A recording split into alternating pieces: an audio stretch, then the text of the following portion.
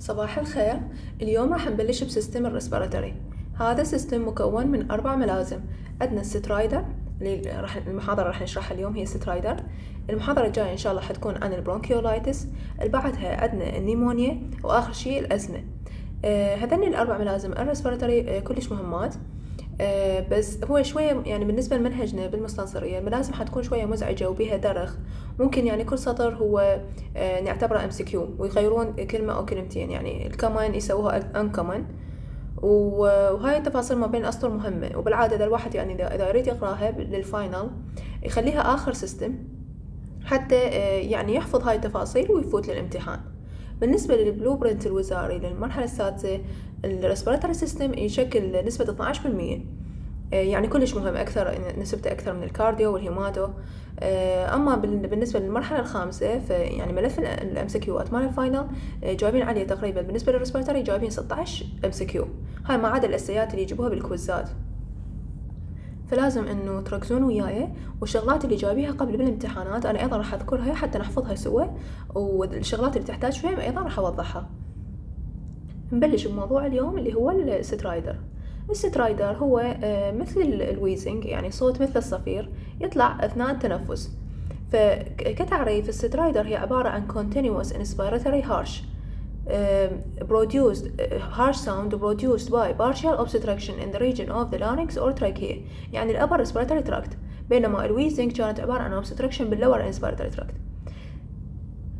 هو اللور airway، بينما هنا السترايدر تكون بالأبر airway. فهي عبارة عن continuous inspiratory harsh sound produced by partial obstruction in the region of larynx or trachea، أو ممكن يكون total obstruction فيسبب cyanosis أو death إذا صار الانسداد بالميجر airway. كإتيولوجي، الإتيولوجي مالته عندنا acute stridor وكرونيك stridor.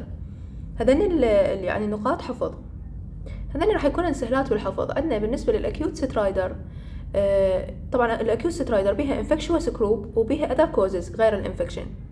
بالنسبة للانفكشوس جروب عندنا ثلاثة فايرال واثنين بكتيريال. طبعا بما انه انا قلت انه هي upper respiratory tract، ايش عندنا بالupper respiratory tract؟ عندنا اللارynx والتراكيا والابيجلوتس. فيا اما حنشوف acute viral laryngitis وكذلك spasmodic laryngitis، وعندنا النقطة الثالثة بها 3 شغلات: لارينجو تراكيو برونكايتس، يعني اللارynx والتراكيا والبرونكاي. اما اخر 2 فذني بكتيريال، عندنا acute bacterial tracheitis واكيوت bacterial epiglottitis.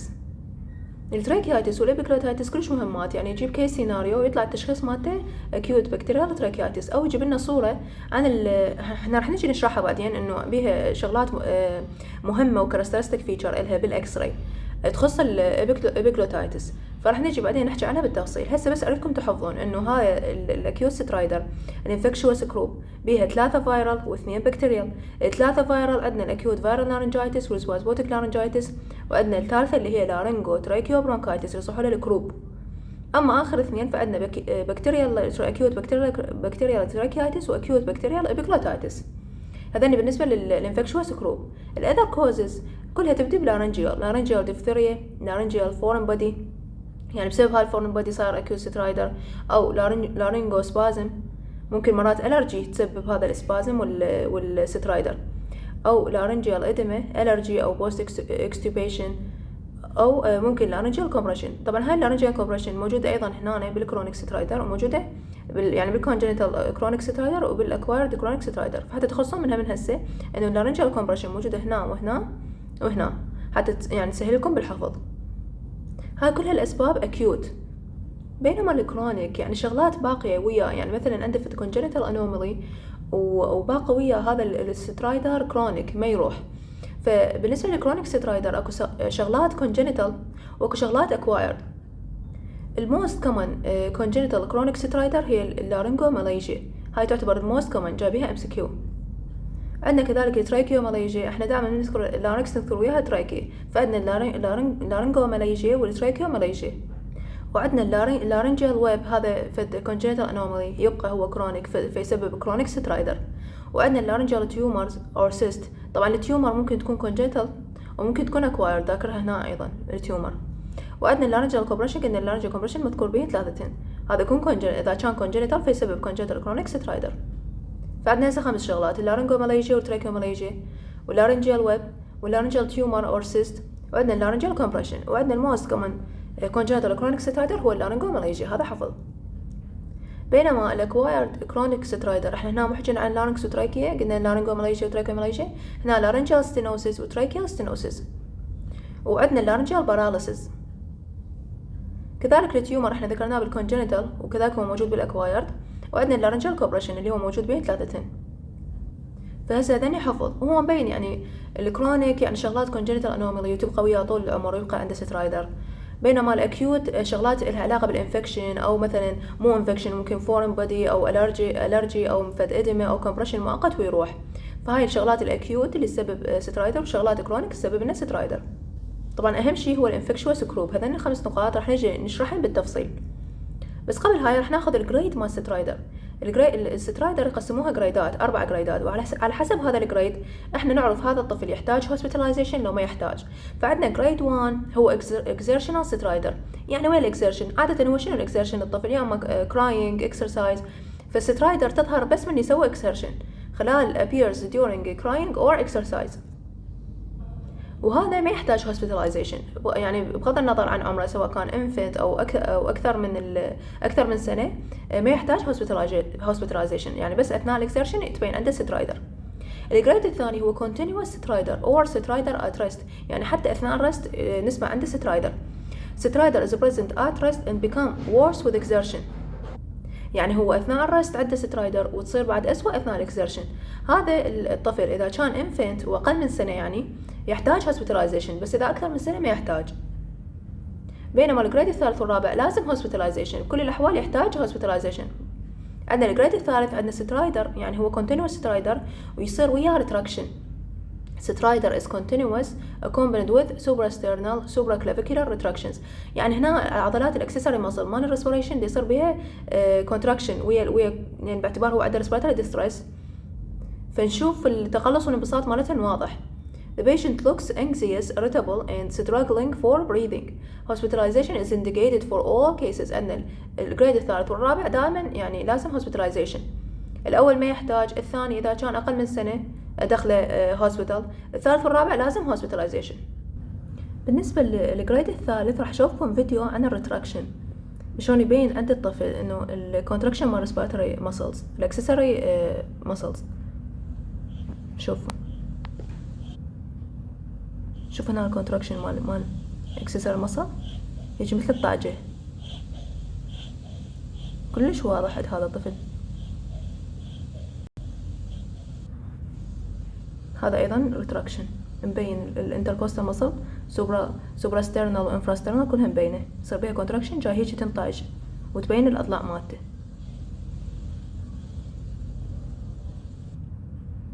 فهاي بالنسبه للجريد الثالث. نكمل. عندنا الجريد الرابع عنده continuous سترايدر وياها ريتراكشن، وبالاضافه لهذا عندنا سينوسيس.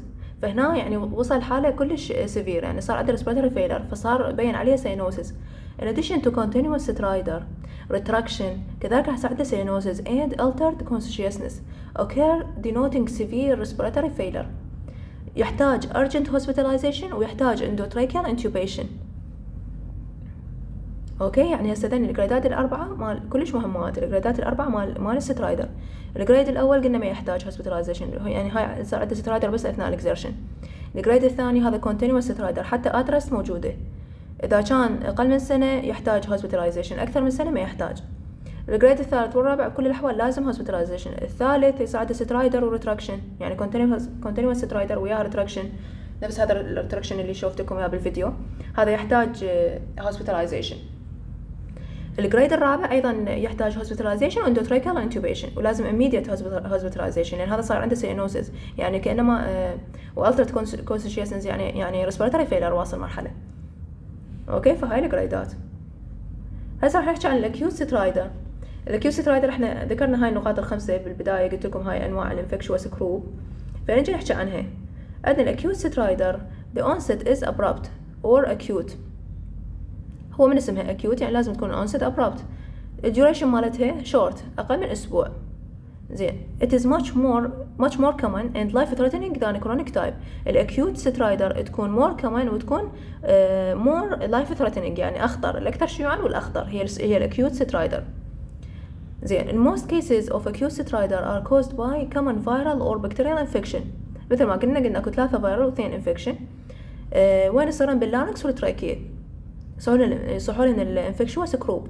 however other causes should be in mind and should be routinely excluded. هذا نيجي other causes اللي ذكرناها مال الفورين بودي والإدمة والكمبريشن. زين. نيجي على الانفكشوس كروب. طبعا اكو سؤال هو جايبين عام كاتب حاط لهم 4 من هذني، كاتب لهم all the following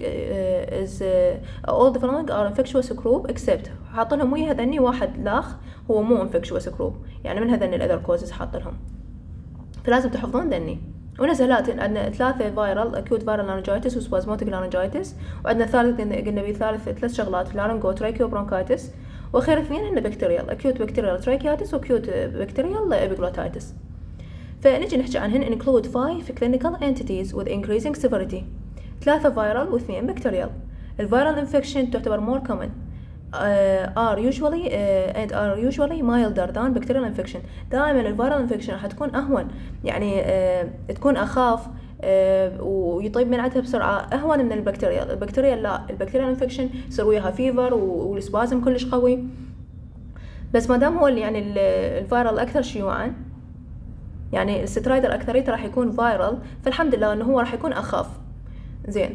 البارا انفلونزا فيروس are the principal agents. طبعا الكوز الرئيسي اللي يسبب سترايدر هو البارا انفلونزا فيروس، هذا حفظ. بالمحاضرة الجاية من حطيكم البرونكيولايتس راح نذكر إنه الموست كومن مايكرو اورجانيزم اللي يسبب برونكيولايتس هو respiratory syncytial virus الRSV. بينما هنا عندنا سترايدر أكثر يعني كوز، الموست كومن كوز هو البارا انفلونزا فيروس، يعتبر هو البرنسبل ايجنتس. ممكن اكو بقية الفيروسات other viruses may be responsible مثل الانفلونزا فيروس والادينو فيروس وكذلك الريسبيراتوري سنسيشال فيروس، بس هذا اكثر شيء راح ناخذه ويا البرونكيولايتس على المحاضرة الجاية اللي هو الموست كومن كوز للبرونكيولايتس. زين. هاي بالنسبة للفيرال انفكشن. بالنسبة للبكتيريال انفكشن الفيفر بيها راح تكون هاي، والايرواي اوبستراكشن راح يكون سيفير. من المسؤول عن البكتيريال انفكشن؟ إذا كانت تراكيايتس فالمسؤولة عنها هي ستافيلوكوكس أوريس، وإذا كانت إبيجلوتايتس فالمسؤولة عنها هي الهيموفيلس إنفلونزا تايب بي. هذا نحفظ إنه التراكيايتس ستاف والإبيجلوتايتس إنفلونزا تايب بي، هيموفيلس إنفلونزا تايب بي هي المين كوزيتيف بكتيريا هذن التراكيايتس والإبيجلوتايتس. أوكي، يعني هسه هذن الفيرال إنفكشن الثلاثة المسؤول عنهن هو البارا إنفلونزا فيروس. أما البكتيريال بالنسبة للتراكيايتس ستاف، وبالنسبة للبكلوتايتس هي الهيموفيلس إنفلونزا تايب بي. هسه نرجع عليهن واحدة. عندنا الأكيوت فيرال لارنجايتس، طبعا شكو يعني نقطة راح أشرحها، يعني التفاصيل مالتها كلش مهمة، وكل نقطة ممكن تجي MCQ. بالنسبة للأكيوت فيرال لارنجايتس it is a common viral infection which occur mainly in children aging 1 to 3 years. طبعا كل ذني راح ناخذهن هنا، مو 5 نقاط، كلها التشيلدرن بيها أقل من 3 سنوات، ما عدا الأخيرة اللي هي الأكيوت بكتيريال إبيجلوتايتس راح تكون أكثر من 3 سنوات. بينما أول 4 كلهن يصيرن بالأطفال اللي أقل من 3 سنوات. فهذا هسه عندنا الأكيوت فيرال لارنجايتس يصيب التشيلدرن اللي يكون عمرهم من سنة إلى 3 سنوات. The illness starts with mild fever ورينايتس وكروبي كاف. بعدين السترايدر تطلع ورا يوم أو يومين من الفيرال انفكشن، it is usually mild to moderate. فإذا جابلنا بالكيس إنه سترايدر اجت يعني بينت ورا يوم أو يومين وكانت mild to moderate، فنختار إنه هذا شنو acute viral laryngitis. The symptoms usually subsides over a few or several days. ورا كم يوم أو يعني بعد أيام قليلة راح يتعافى من عندها وتختفي السترايدر. أما السبازموتيك laryngitis هاي ممكن تكون allergy وممكن تكون viral، فكاتب إنه it is a viral or probably allergic laryngitis which is characterized by an attack of croupy cough and stridor that occur principally at night. أكثر شيء تيجي عليه بالليل، يعني symptoms أكثر شيء تكون at night، يعني شلون التي بي إنه أكثر شيء at night. فإذا يعني شفنا بالكيس إنه كاتب إنه أكو فد spasm أو إنه يعني سترايدر بينت عليه بالليل، فنختار إنه spasmodic laryngitis. سترايدر هنا عادة usually moderate in severity and only last for several hours، عدة ساعات وتختفي، ورا ما يروح السبازم ترجع يعني تروح السترايدر. The attack may be repeated at night of the second and third day but it is usually milder. يعني ثاني يوم ثالث يوم ممكن ترجع للأتاك مال سترايدر بس تكون أخف. Recurrence may occur. هسه هاي بالنسبة للأكيوت فيرال لارنجايتس وسبازموتيك لارنجايتس. النوع الثالث قلنا بيه 3 شغلات هي لارنجو ترايكيو برونكايتس اللي هو الكروب، هذا أهم واحد. It is a common potentially serious viral infection which mainly occurs in children أقل من 3 سنوات. مثل ما قلت لكم إنه هذا إحنا كلهن أول 4 نقاط راح تكون أقل من 3 سنين، يعني تصيب الأطفال اللي أقل من 3 سنين. The illness starts with mild to moderate fever و rhinitis بعدين يصير barking cough. barking cough إنه السعال راح يصير كلش قوي، يعني العفو يشبه النباح مال الدوغ، تكون القحة كلش قوية. and hoarseness يعني نشوف صوته مبحوح والقحة مالته صارت كلش قوية. Stridor appears 1 to 2 days later and it is usually moderate to severe and respiratory one. زين. The symptom characteristically worse at night. همتين شلون spasmodic laryngitis and often occur with decreasing intensity for several days. ترجع لورا أيام همتين بس تكون decrease in intensity and resolve completely within a week. خلال أسبوع تختفي. نشوف الطفل اللي عنده agitation و crying greatly aggravate the illness. كل ما يكون الطفل منفعل ويبكي فراح تزيد عليه الخنقة والقحة مالته وتكون السترايدر أقوى. نجي على ال chest examination حنشوف slightly increased respiratory rate and there may be decreased air entry and prolonged expiration and expiratory rhonchi. يعني وين سترايدر راح نسمع expiratory rhonchi. Rarely the upper respiratory tract obstruction progress، يعني حيزيد عليه الobstruction فيزيد الريسبيراتوري ريت ويصير nasal flaring. قصدهم انه يصير dilatation بالنيزل opening ويشوف وياه retraction suprasternal infrasternal and intercostal retractions associated with continuous stridor. يعني الريتراكشن بسبب انه الاكسسوري ماسل يصير بيها contraction و يعني بسبب الريسبيراتوري ديستريس انه تبين حتى اضلاع تبين انه يستخدم كل عضلات التنفس. Croup is a clinical diagnosis يعني أشخصها من clinical feature and doesn't require radiograph of the neck which may show the typical subglottic narrowing stable sign. هنا مو ياخذون أشعة للنك على مود يشوفون اللارynx، فمن يعني ياخذون الأشعة يشوفون stable sign. stable يعني معناها القبة مال الكنيسة، فهيك تبين هنا بالصورة بسبب هذا الناروينج الصاير باللارنجيال سبيس. فنشوف هيك صاير هنا الناروينج يشبه قبة الكنيسة، يصحوا لها ستيبل ساين. هاي نشوفها ويا من نشوفها ويا اللارنجوتراكيو برونكايتس اللي هي الكروب، فهيك تبين بالأشعة هيك مشبهيها إنه يصحوا لها ستيبل ساين. هاي كلش مهمة، ممكن يجيب لنا عليها أيضا صورة بالعملي. زين. radiograph should be considered only after airway stabilization. طبعا هو مو يجيني الطفل مخنوق و عنده يعني سترايدر وريتراكشن واني اروح ادز يلزم سرعة على الاكس راي. لازم اول شيء اسيتبله ويكون فايتال ستيبل ويرتاح وياخذ نفسه وبعدين يلا عود ادز على الاكس راي. فمن يعني اذا يقولوا لكم شنو النكست ستيب، اذا جاكم واحد عنده كروب ويقولوا لكم شنو النكست ستيب، مو تقولوا له ندز اكس راي، لا لازم بالبداية stabilization of the patient. فالراديوغراف نأجله. radiograph should be considered only after airway stabilization in children who have atypical presentations and it may helpful in distinguishing. يعني بعدين هذا الإكس راي راح يساعدنا إنه راح نفرق ما بين السيفير اللارنجوتراكيوبرونكايتس وما بين الإبيجلوتايتس، لأن أثناء الإبيجلوتايتس راح تظهر عندنا بالإكس راي علامات ثانية. in which lateral neck X-ray reveal شنو العلامة اللي تخص الإبيجلوتايتس، يصحوا لها thumb sign due to swollen epiglottitis. الابيجلوتس عادة بالأشعة تبين يعني هيك finger like و thin. هنا بسبب السوالنج الصاير بالابيجلوتايتس تبين الابيجلوتس thumb sign هيك بهالشكل هذا، شو عبالك واحد حاط بصمة أو هيك طاعجها عبالك بأصبعه فهيك تبين بسبب هذا السوالنج. صحوا له thumb sign. enlarged epiglottitis which instead of usual thin finger like projection هي بالأصل هي تكون thin، صار هنا steady like the thumb هيك صايرة. هاي بالصورة أعتقد هاي الصورة يعني ماخذيها بالناظور، وهاي بالأشعة هيك تبين صحوا له thumb sign. يعني هسه thumb sign بالابيجلوتايتس نشوفه، بينما الستيبل sign نشوفه وين بالكروب أو اللارنجوتراكيوبرونكايتس. فبالأشعة راح يعني تساعدنا حتى نفرق بيناتهم.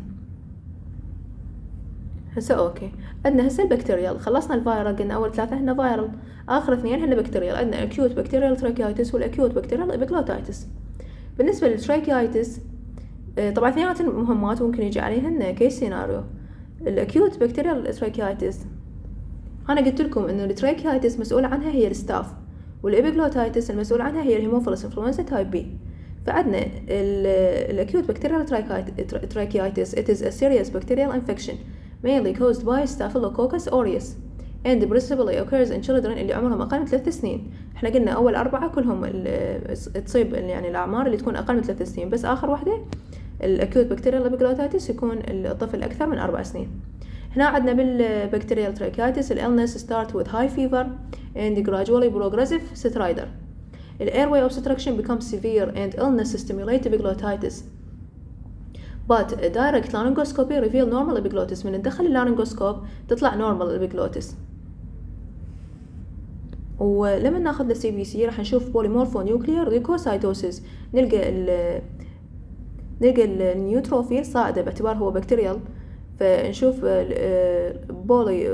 polymorphonuclear leukocytosis يبين بالسي بي سي، عادة يكون موجود، بس اللارyngoسكوب يبين طبيعي، يعني اللارyngoسكوبي reveal normal epiglottis. هاي بالنسبة للبكتيريال تراكيايتس. الأكيوت بكتيريال ابيجلوتايتس عبارة عن هاي طبعا حتكون يعني أكثر واحدة دانجرس وتصيب الأطفال من عمر 3 إلى 7 سنين. وقلنا من المسؤول عن الابيجلوتايتس هي الهيموفيلس انفلونزا تايب بي. ف it is very serious and life threatening infection mainly caused by hemophilus influenza type B. It has become a rare بسبب انه يصير لقاحات وإيميونايزيشن ضد الهيموفيلس انفلونزا، ف يعني تصير نسبتها أقل وتصير rare.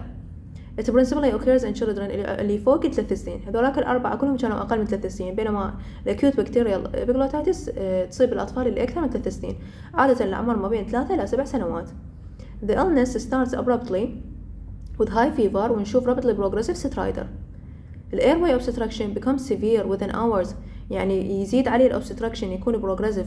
Cyanosis and death rapidly occur if urgent endotracheal intubation is delayed. لازم أول ما نجي نفحص الطفل ما دام نشوف عنده rapid progressive stridor وياها high fever نشك بالبكتيريال ابيجلوتايتس مباشرة ندخل endotracheal intubation، لأن إذا ما لحقنا عليه ممكن يصير cyanosis وديث.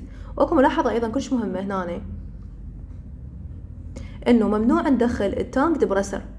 ليش؟ أنا من أدخل التانك دبرسر وأوصل للفارنكس راح يصير ستيميليشن للإبيجلوتس، وراح يصير هذا الرفلكس يعني يزيد عليه السبازم مال الإبيجلوتس، فينسد كل الإبيجلوتس فيختنق الطفل ويعني ممكن يصير ديث. فلازم أستعمل اندوتراكيال انتوبيشن، ممنوع التانك دبرسر، لأن إذا دخل التانك دبرسر ممكن يصير السبازم أقوى ومباشرة يعني يزرق الطفل يختنق ويتوفى. فلازم endotracheal intubation. other signs نشوفها drooling of mouth. يعني هو إذا قال drooling of mouth بالكيس مباشرة أنا راح أفكر بيه من بالأكيوت بكتيريال ابيجلوتايتس. ليش؟ لأن هنا هو ما حيقدر يعني يبلع، فيصير drooling of mouth يعني معناها إنه يعني سيلان باللعاب مالته، ويظل هيك يعني فاتح حلقة ويحاول إنه يعني forward leaning forward with open mouth حتى يعني يقدر إنه يتنفس. فنشوف إنه عنده labored breathing. The child is leaning forward with open mouth. The barking cough is rare. الباركينج كاف قلنا إنه هذا السعال القوي، قلنا يصير مثل صوت الدوغ.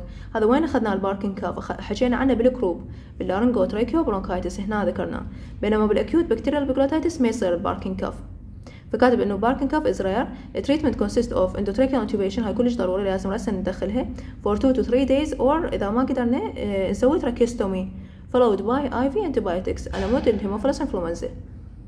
اوكي، هاي العلاج كلش ضروري. هسه خلصنا دن الانواع الخمسه مال الانفكشوس جروب. هاي الصور قلت لكم عنها مال ثامب ساين والستيبل ساين، لازم تفرقون بيناتهم. انه الثامب ساين يصير ويا الابيجلوتايتس والستيبل ساين يصير ويا اللارنجو تراكيو برونكايتس او يصحوا لها الكروب. عندنا كمانجمنت هناك هوم مانجمنت، هي اغلبيه الحالات most febrile patients اذا كان ما مسخن ومايلد الانفكشوس لارنجايتس او مايلد laryngotracheobronchitis or spasmodic laryngitis can be managed at home. شو نسوي له بالبيت؟ نخلي له انه يستنشق بخار warm and moist environment by taking the child into a bathroom. أفوت للحمام وأفتح مي حار وأخليه يستنشق البخار مال المي and turning on the hot shower or hot tubs. أنا ممكن إنه أخلي فد جدر مي على الطباخ ومن يبدي يتبخر أخلي فد على راسه فد منشفة وأخليه يستنشق هذا البخار مال المي الحار. فهذا الانهاليشن حيساعده حيخفف من الobstruction. Inhalation of the hot steam will usually relieve minor obstruction within 30 to 60 minutes. خلال يعني أبقي عليه فد نص ساعة هذا الشيء راح يعني يسوي relief للminor obstruction. بالنسبة للدراج الدراج ثيرابي أنطي antibiotic amoxicillin and steroid dexamethasone مثلا may be used especially in borderline moderate cases حتى نقلل النيد for hospitalization. يعني هو شيء طبيعي إنه الانتيبايوتيك بسبب إنه هي viral وبكتيريال infection. فعلى مود البكتيريال infection نعطيه الأموكسيسيلين وأعطيه كذلك الستيرويد حتى يعني أخفف عنا الأعراض and decrease the need for hospitalization. expectorants or mucolytics may be used in group. فهاي على مود يعني نتخلص من الميوكس الموجود بالايرواي فنعطيه ميوكوليتكس. كهوسبيتال مانجمنت طبعا اكو انديكيشن خاصه يعني للهوسبيتاليزيشن فيحتاجون close observation و minimal disturbances. انه minimal disturbances قصدهم انه تخلون يعني الطفل ببيئه هادئه ونخلي امه يمه ونقلل يعني شلون نحاول انه نسكته وما نخليه يبكي حتى ما يزيد عليه الخنقه وانه مو يعني نوصل النيرس نوصيها انه مو كل ساعه يسوون عليه اجراءات او تداخلات بس من يحتاج الاكسجين ينطوه اياه حتى انه شنو نحاول انه من نزعجه حتى ما تزيد عليه يعني الانفعالات او الخنقه تزيد عنده او السترايدر. كذلك الهيوميديفيكيشن الترطيب كلش مهم. ودراج ثيرابي بالنسبه لدراج ثيرابي عندنا ابنفرين والكورتيكوستيرويد والانتيبايوتيك. بالنسبه للابنفرين والكورتيكوستيرويد كلش مهمات راح نحكي عنهن بعدين. كذلك انتيبايوتيك يفيدنا بالبكتيريال بكتيريال تراكياتيس او بكتيريال ابيجلوتايتس. كذلك هنا عندنا معلومه كلش مهمه انه sedatives are contraindicated. ليش؟ احنا مستحيل الطفل شيء يسوي depression او suppression للريسبيراتوري سنتر هاي كلش خطره. فمو تشوفون sedative موجوده بالمانجمنت عبالكم انه نعطيها لا sedatives are contraindicated لان حسوي لنا suppression بالريسبيراتوري سنتر. preliminary studies with helium auto mixture هيليوكس هذا هو يعني الأكسجين يعني ينطونا على شكل هيليوكس. كذلك mechanical relief of obstruction يعني إذا كان foreign body of شيء يحتاج يعني mechanical relief فيدخلون ويعني يشيلون الشغلة اللي مسويت له obstruction إذا كانت يعني مو infection. بالنسبة للhospitalization قلت لكم أكو بيها indication خاصة وإحنا ذكرنا بالبداية قلنا إذا كان grade 2 any infants with grade 2 stridor احنا قلنا اذا اقل من سنه يحتاج hospitalization اكثر من سنه ما يحتاج. ما دام هو قايل infant يعني اقل من سنه فاني infant with grade 2 stridor يحتاج hospitalization. الجريد 3 ايضا يحتاج يعني هنا عندنا continuous stridor وياها retraction. grade 4 ايضا قلنا يحتاج يعني هذا عنده continuous stridor وياها retraction وياها cyanosis فقلنا هذا يحتاج immediate hospitalization وياها endotracheal intubation. فهذا جريد 2 و 3 و 4 هذا يعني تعرفوهن. وعندنا وياها suspected bacterial disease مثل high fever او severe obstruction. اذا كانت بكتيريال ما احنا قلنا البكتيريال تكون اشد من الفيرال فاذا كان عنده bacterial disease وياها سخونه قويه و severe obstruction فيحتاج hospitalization. فهاي الاربع نقاط مهمه يعني ممكن تجي كاساي انه شنو الانديكيشن مال الهوسبيتاليزيشن بالنسبه للسترايدر. كclose observation بالهوسبيتال نشوف يعني frequent monitoring للheart rate respiratory rate degree of retraction والcolor والlevel of consciousness is very essential to assess the course of the illness and to identify those in need for endotracheal intubation حتى نشوفهم يحتاجون intubation أو لا. minimal disturbances هاي قلت لكم إنه ما يصير يعني كل ساعة نزعج الطفل لازم بقيه مرتاح وبمكان هادئ ونخلي أمه يمه لحد ما ينام. nursing and medical procedures which disturb the child or increase anxiety should be minimized. لازم نقلل إنه دخول النيرز عليه أو إجراءات اللي تسويها إنه بس لما يحتاج فد شيء يلا يعني يضوجونه لأن يعني ما يصير يضل يبكي أو يعني هذا الشيء الإكسيرشن راح يزيد عليه الخنقة. The mother should be remain beside the child for reassurance حتى يعني تبقى قاعدة يمه at least until he sleeps حد ما ينام لازم هي تظل موجودة. Humidification قلنا ترطيب كلش مهم. Warm and moist atmosphere is generally useful and inhalation of warm water vapor may be helpful in relieving the laryngeal obstruction. This cool mist can be given by nebulizer. ممكن حتى يحطوا لنا نعناع أو شغلات يعني عود شوية تفتح المجرى التنفسي، فيحطوا لها nebulizer called steam nebulizer. صحوا له. The proposed mechanisms of this cool mist هاي فائدتها إنه حسوي moisten airways، حترطب airway to facilitate clearance and soothes the inflamed mucosa and provides comfort and reassurance to the child and decrease anxiety. هاي يعني استنشاق للبخار هيك راح يساعده بالترطيب، راح يقلل من الانكزايتي، كذلك reassurance للchild انه ممكن راح يرتاح عليها وشوي راح تقلل من الobstruction. عندنا كدراج ثيرابي اهم اثنين هن نركز عليهن هن الابنفرين والكورتيكوستيرويد. بالنسبة للابنفرين هو راح يعني اكثر شغلة تقلل لنا النيد فور tracheostomy هو الابنفرين. This marked decrease the need for tracheostomy in group. يعني بدل ما نسوي له tracheostomy أحسن ما نفتح يعني subcutaneous incision ونسوي له يعني tracheostomy، الأحسن من هذا إنه أعطيه ابنفرين حتى ما أحتاج إنه أسوي له هاي الانسيجن. The mechanism of action مال الابنفرين إنه شو راح يسوي؟ راح يسوي constriction of the brachiocellular arterioles ويأثر على adrenergic receptors، فراح يوسع القصبات عندنا fluid resorption from the beta interstitial space and decrease the laryngeal mucosa edema، فراح يفتح له القصبات الهوائية. إيش وقت نعطي الابنفرين؟ إذا كان moderate to severe stridor يعني مو mild، صايرة moderate to severe at rest مبين يعني continuous stridor at rest، فهذا يحتاج ابنفرين. أو the need for intubation، يعني أنا حطيت له endotracheal intubation فلازم أعطي وياها ابنفرين حتى يوسع له القصبات. بعد respiratory distress أو بحالة هايبوكسيا، أو أنا طيته وهذا استعملت له الكول ميست وما فاده when stridor doesn't respond to cool mist، يعني خليت له على البخار وكذا بس ما استفاد من عندها. فهاي 5 نقاط جايبيهن مرة السي، هي ما دام هيك 5 نقاط ومرتبات حفظوهن ممكن يعني يجنيك تعداد. بس شو وقت يحتاج ابنفرين؟ إذا كان moderate to severe stridor، إذا كان دخلنا له intubation، إذا كان respiratory distress وهايبوكسيا، أو إذا stridor ما استجابت للكول ميست. It should be used cautiously إذا كان البيشنت عنده تاكيكارديا، لأن هذا راح يزيد عليه تاكيكارديا، أو عنده heart conditions such as the tetralogy of fallot and ventricular outlet obstruction. ليش؟ يعني because possible side effects، يعني ممكن الابنفرين راح يأثر على جماعة اللي عندهم أمراض بالقلب، فلازم يعني نتوخى الحذر بهذول يعني بهاي الحالات. بعد الشغلة الثانية المهمة جدا هي الكورتيكوستيرويد. الكورتيكوستيرويد it is the most commonly used and the most essential therapy بالكروب. فإذا يسألنا شنو الاسينشال ثيرابي بالكروب نقول الكورتيكوستيرويد، وإذا قلنا شنو الشغلة راح تقلل الانديكيشن فور tracheostomy نقول الابنفرين. فإذا شغلتين مهمات. هاي بالنسبة للكورتيكوستيرويد راح تقلل من الإدمة the laryngeal mucosa through their anti-inflammatory action. نعرف إن الكورتيكوستيرويد إلها anti-inflammatory action فراح تقللنا من الإدمة. A single intramuscular dose of dexamethasone، الجرعة مالته هنا 0.6 ملغرام بر كي جي، sometimes الدوز تكون أقل 0.15 ملغرام بر كي جي may be effective.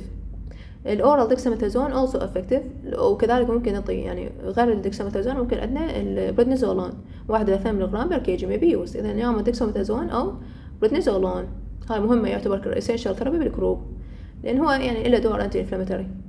كأنتيبايوتيك احنا قلنا هو ما يحتاج انتيبايوتيك لأن هو أكثريته فايرال، بس احنا إذا شكينا بالبكتيريا ننطي انتيبايوتيك.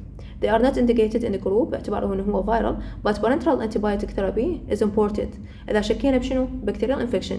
If a bacterial infection is suspected especially in those with high fever، دول عندهم يعني الobstruction صار severe ويا high fever، فراح نشك bacterial infection فنطي antibiotic. The choices are يا اما نطي سيفترايكزون الجرعة مالته يوم 50 بسنجل دوز أو 100 ملغرام بر كي جي بر داي in 2 divided doses، أو ممكن أنطي شنو بدال سيفترايكزون أنطي أمبسلين وسلبكتام. هذا مهمات إنه أما سيفترايكزون أو أمبسلين وسلبكتام كأنتيبايوتيك إذا شكينا ببكتيريا. زين، وقلنا مثلا نرجع ونعيد إنه sedatives are contraindicated because they impair consciousness. Preliminary studies with helium، هذا قلنا الهيليوكس اللي يطوه have shown similar clinical improvement in children with a group. يعني هو كأوتوثيرابي بي advantage وبي disadvantage. الdisadvantage مالته الأوتوثيرابي although it is important to relieve hypoxia، صح احنا نطيح حتى يقلل من الهايبوكسيا، بس هو عنده 2 disadvantages. أول واحدة إنه هو delay the appearance of cyanosis، احنا نعتمد على السينوسيس حتى نسوي له شو اسمه ميكانيكال فنتيليشن. فاذا اعطيناه اكسجين ما راح يبين عليه سينوسيس. delay the appearance of cyanosis which is an important indication for mechanical ventilation. يعني احنا من نشوف السينوسيس ندخل له ميكانيكال فنتيليشن، هذا راح يأخره. بعد الديسادفانتج الثانية it is usually rejected by the child، حيزيد الانكزايتي عند الطفل وحظ ضوجه. it makes him more upset، واحنا قلنا ما نريد الطفل يضوج ويبكي او يرجع يختنق من جديد. however auto can be used if the patient tolerated، إذا كان هو يعني متحمله وزين فنطي الأوتو. and شو اسمه if the observation is too close، يعني احنا قريبين عليه وموجود كل يعني كobservation مراقبينه والطفل زين نقدر نطي الأوتو. كفيدنج عندنا maintenance IV fluid is usually needed during the first 24 hour. Careful oral intake is usually initiated from the second day. بعدين ثاني يوم يلا نطي الأورال انتيك، نخاف يصير يعني اسبيريشن او فتشين، يعني هو اصلا اكو سبازم فما يقدر يبلع او ياكل، فنبقي على هاي. اول يوم مينتنس فلويد اي في فلويد، ثاني يوم يعني نبلش كيرفول اورال انتيك. زين الميكانيكال ريليف اوف اوبستراكشن، قصدهم هنا بالميكانيكال يعني الاندوتراكيال انتوبيشن والتراكيستومي، بس هو يعني عادة احنا ما نحتاجها. يعني fortunately 98% of cases improve within 48 hours with the previous measures، بس 2% من الكيسات endotracheal intubation or tracheostomy is necessary to relieve the severe obstruction. The main indication للendotracheal intubation عندنا cyanosis altered consciousness and extreme restlessness or gradual progression of the degree of the airway obstruction. يعني إذا شفنا صار cyanosis والconscious level صار أقل أو progression للobstruction صار أقوى، فيحتاج بهالحالة endotracheal intubation. Patients may be safely discharged home. شو وقت نطلع على البيت؟ ورا ساعتين إلى 3 ساعات. period of observation provided are أنا مراقبته مدة ساعتين 3 ساعات إنه ما صار عنده سترايدر at rest، وشفت عنده normal air entry و normal color و normal level of consciousness وطيته ستيرويد طلعه. يعني هاي ورا ساعتين 3 ساعات أنا راقبته وسويت له كل هاي الأشياء، ممكن إنه أسوي له discharge to home. عندنا كبروجنوزز the outcome of acute laryngotracheal bronchitis و laryngitis و spasmodic laryngitis is excellent. يعني عادي كلهم حيطيبون ورا فترة أسبوع هيجي يعني تختفي السترايدر. يعني الوفيات اللي تصير most deaths from croup are caused by laryngeal obstruction or due to complication of tracheostomy. فهاي الأشياء اللي ممكن يعني تقودنا للديث. untreated epiglottitis has a mortality rate of 6%. إنه هاي 6%، يعني إذا 100 شخص عندهم epiglottitis وما تعالجوا فممكن 6% من عندهم يتوفون بسبب إنه يعني هاي حتكون bad prognosis. ليش؟ إنهم أصلا ما معالجيها من وقت، ما مكتشفين الحالة من وقت. But if the diagnosis is made and appropriate treatment is initiated and at a proper time, better prognosis. اوكي الا اذا يعني هاي 6%، الا اذا يعني يبقون بدون علاج هذول اكيد bad prognosis. بس اذا تشخص من وقت وتعالج ومشينا بهاي الخطوات فهذا حيكون better prognosis. احنا عندنا خلص موضوع السترايدر. ان شاء الله المحاضرة الجاية نشرح البرونكيولايتس ونكمل بقية المواضيع. إن شاء الله تكونوا استفادتوا من هاي المحاضرة، ومع السلامة.